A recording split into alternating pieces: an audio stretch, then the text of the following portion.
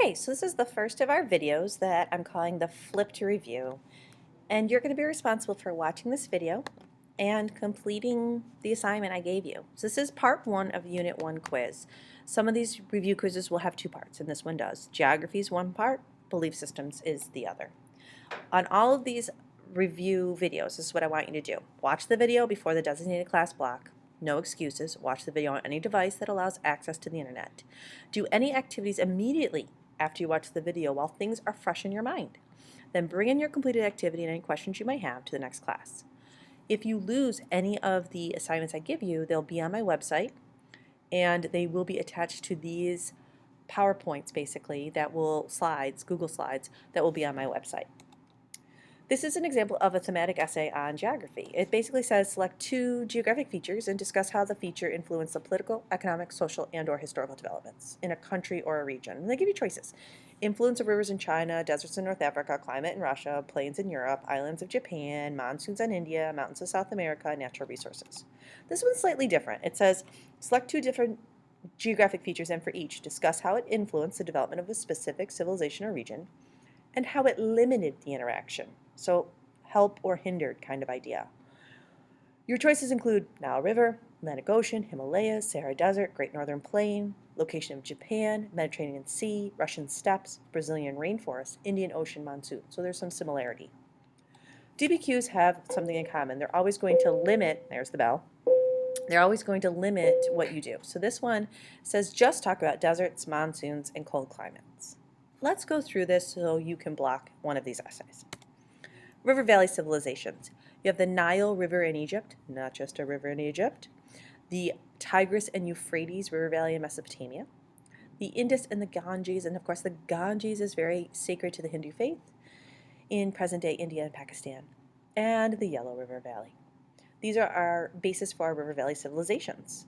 Of course, they all give us water, but more importantly, they give people fertile soil.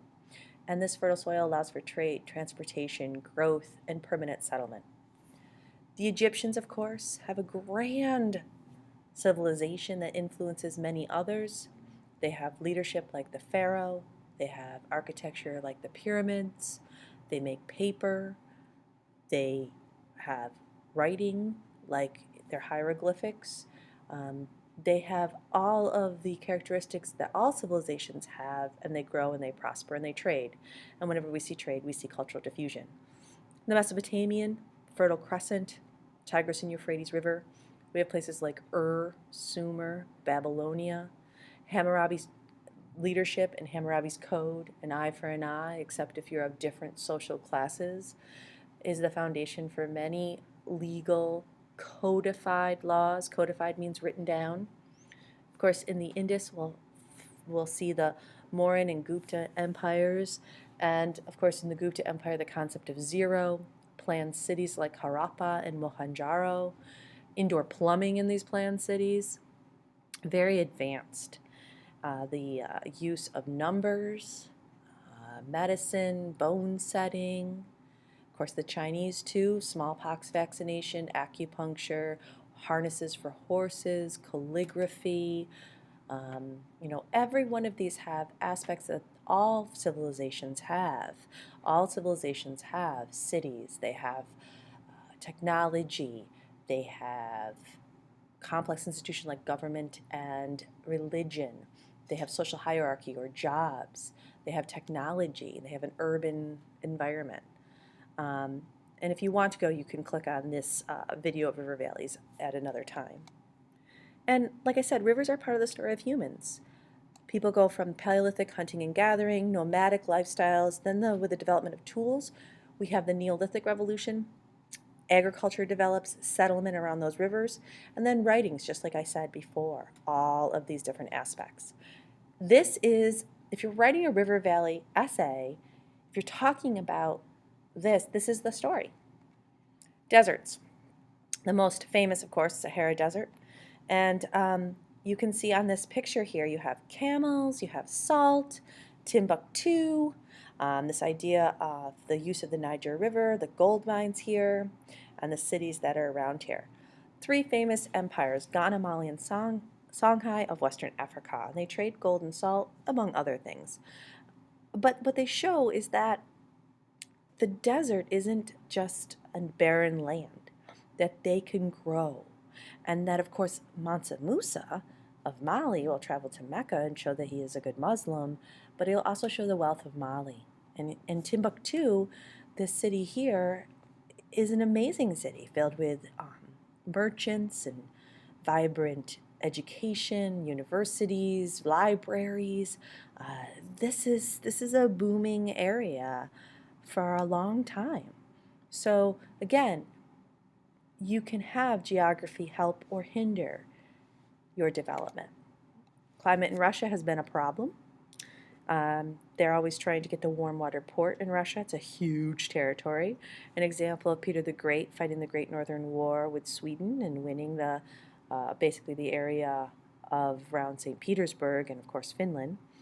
And then, of course, it hinders or helps the Russians try to avoid invasion, like Napoleon with his grand army and how he loses thousands of men and comes back a defeated dictator, basically, with 40,000 troops after he had 600,000 troops. And then Hitler, of course, didn't read about Napoleon, I guess, because when he invades Russia, he's going to have a difficult issue as well in the Battle of Stalingrad, and he will also have to retreat. So Russia's a very difficult place to invade. It's one of those 5 countries that you really can't invade completely successfully. You know, those 5 countries being Russia, China, Canada, the United States, and Brazil. They're just too big. The plains in Europe are fertile areas, and poor Poland. Poland is in that northern European plain, and they're easy to invade. And so I have Poland, Poland, Poland down. September 1st, 1939 is the last time that Poland was invaded, well, if you don't count behind the Iron Curtain. And that's when, of course, Hitler invades Poland and wants that fertile area, wants that buffer zone between Germany and the Soviet Union. And, of course, after World War II, the Soviet Union will also use Poland. So I think the plains are great for fertile land and beauty, but they're also a problem because they lead to invasion. The islands of Japan is an archipelago. Of course, Japan is very mountainous. They have to use some sort of terrace farming as well. Japan goes through a period of feudalism and is very, very isolated for a long time and very self-sufficient. And they have a policy of selective diffusion. And of course, here's their closest neighbor, well, one of their closest neighbors, but China with its great achievements. And so Japan will take what it wants, like writing, alphabet, that kind of thing, and leave what it doesn't. And it will be its own country, and it will stick with that idea because we know the last feudal empire is the Tokugawa shogunate, and when Commodore Matthew Perry comes, they want to still remain themselves. And so when we get to the Meiji era, the Japanese have that motto of Western technology but Japanese thought. But they have a problem. They have a lack of natural resources. So between the Meiji era, roughly the 1850s, to roughly Pearl Harbor, World War II, we see this main militarism, alliances, imperialism, nationalism be embodied in the Japanese political and foreign policy. And they are intense. Also, they are part of the Ring of Fire, which is a huge part of the Pacific Ocean, going all the way to America.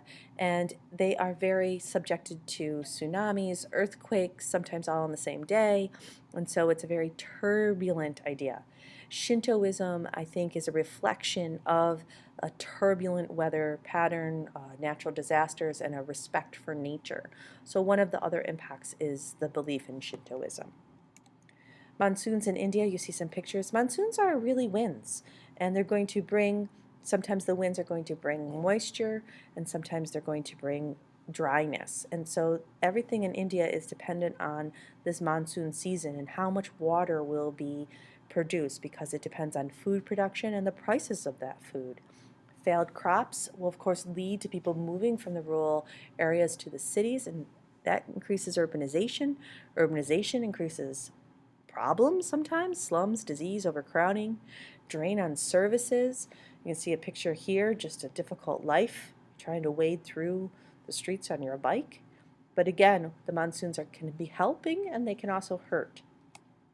The Inca and the Andes Mountains in general, the Inca really overcome in many ways their environment. The picture here of the terrace farming, this is Machu Picchu, and this is an amazing example of what the Inca were able to do. And over here on this map, you see that it says in 1400, having subdued their neighbors, Inca kings launched their first conquests, beyond their original borders. And then you can see that their extensive use of roads, even their bodies adapt, their legs adapt, their lungs adapt to this climate, to this elevation, to the ruggedness of the terrain, to make them be able to have amazing achievements. Of course, natural resources are a huge part of geography, and the Middle East is synonymous with oil.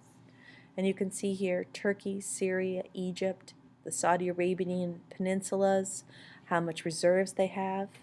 And this, of course, leads us to this idea of the OPEC nations, the oil, petroleum exporting countries. And you can see that these are all countries that have oil and where it's going. And a lot of the Middle Eastern countries, their oil is going to Europe and to America. And then everybody's giving us to America, including places like Venezuela, when we're not having a trade embargo with them anyway. But what I'm saying is that this whole area, a lot of us are consuming the oil of the world. All right, let's do some practice. Early civilizations developed mainly in areas with abundant mineral resources, valleys near rivers, areas with climatic diversity, or mountainous areas. If you said valleys near rivers, you are absolutely correct. The development of ancient civilizations in Egypt, Mesopotamia, India, and China indicates the importance of heavy forestation, mountain passes, rugged coastlines, or river valleys. The answer, of course, is river valleys. The early civilizations of the Nile, Mesopotamian, and Yellow River valleys were similar because they were industrialized societies, monotheistic, dependent on fertile land, or dependent on each other for trade. Of course, we know fertile land is the key. The river valleys of the Tigris, Euphrates, the Nile, and the Indus were centers of civilization because they had rich deposits of iron ore and coal, were isolated from other cultural influences, were easy to defend from invasion, provided a means of transportation and irrigation.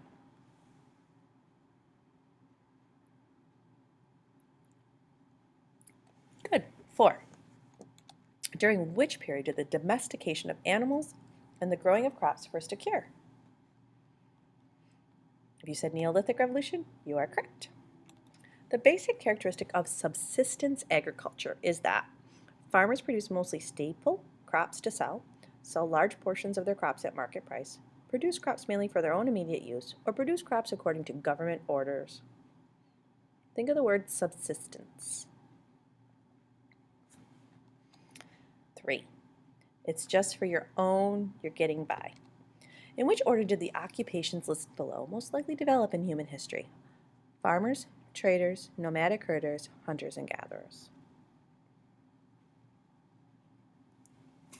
For this kind of question, you really want to say, which one's first and really narrow it down from there.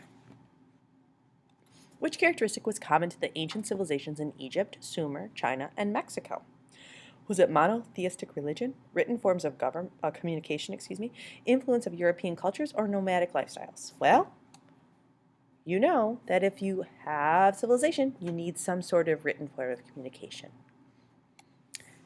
This might be a little difficult to see, but basically what this is showing you, here's the Mediterranean Sea, Egypt, the Middle Kingdom of Assyria, Babylon. It says the Middle Kingdom of Assyria was located in an area also known as the subcontinent, Holy Land, Fertile Crescent, or rooftop of the world. If you said Fertile Crescent, you're absolutely right. So now you're going to use this video and your review material. You're going to block this essay out. You're going to answer those multiple choice questions.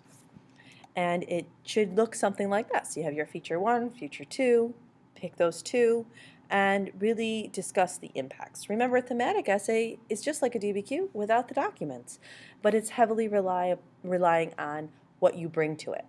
So I'll be asking you after the end of this review, what are your 2 geographic features you're going to rely on? These are the 2 that you could speak about, write about, discuss the most.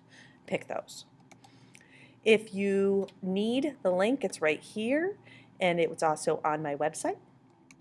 And if you need further study, there's another link to some more geographic activities. See you next class. Bye.